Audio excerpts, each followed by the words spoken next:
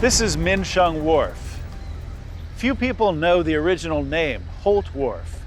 This was once the most advanced wharf that the British owned in Shanghai, and it was used by the British to dock their warships.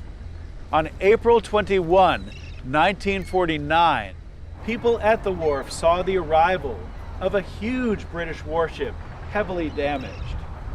What happened?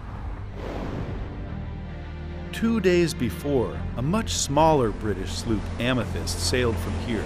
The ship's destination, Nanjing, capital of the nationalist government. Despite repeated warnings that the People's Liberation Army was about to cross the Yangtze, the British sloop sailed into it anyway. After all, British forces had sailed freely in the Yangtze for more than a century. A gun battle quickly ensued between the PLA shore batteries and the Amethyst. The Amethyst was hit and grounded, forced to raise a white flag. The British quickly sent out 2 rescue forces, including its biggest warship in the Far East, heavy cruiser London. Both of them engaged with the PLA and were driven out of the Yangtze. When the heavily damaged cruiser London arrived at Holt Wharf, Life journalist Roy Rowan jotted this down in his notebook.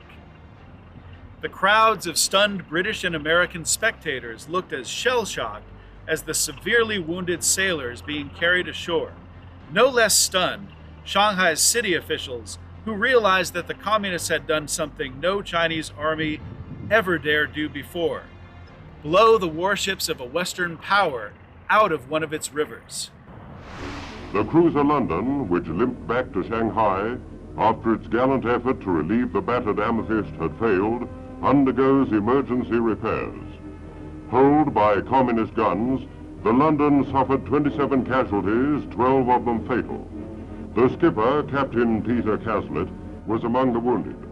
He tells of the Amethyst incident sent shockwaves among the foreign residents of the city, but for the Chinese residents, this was a great morale boost.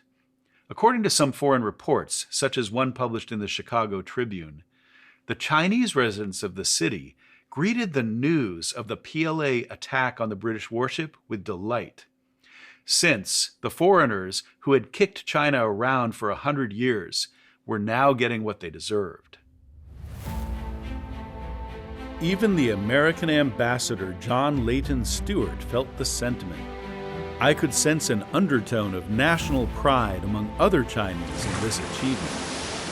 Commercial and naval ships of foreign countries, principally British, had long sailed up and down this mighty river at their own unbridled will. But now at last they had been bravely challenged and routed.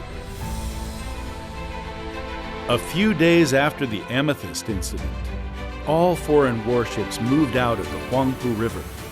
A small Navy transport stands by to take on U.S. Marines, evacuating their now useless stations in China.